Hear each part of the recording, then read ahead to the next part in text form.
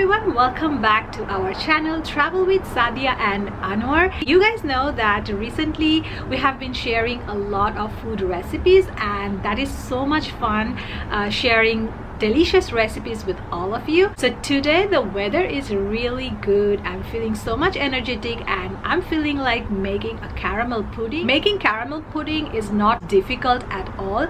Anyone can make it. Making a perfect caramel pudding needs some little tips and tricks that you need to know. So today we'll be doing that. Let's see how the pudding comes out. So before we start this video, I want to request you all to subscribe to my channel and also like this video. Please don't forget to press the notification bell so that every time I upload a video, you will be notified.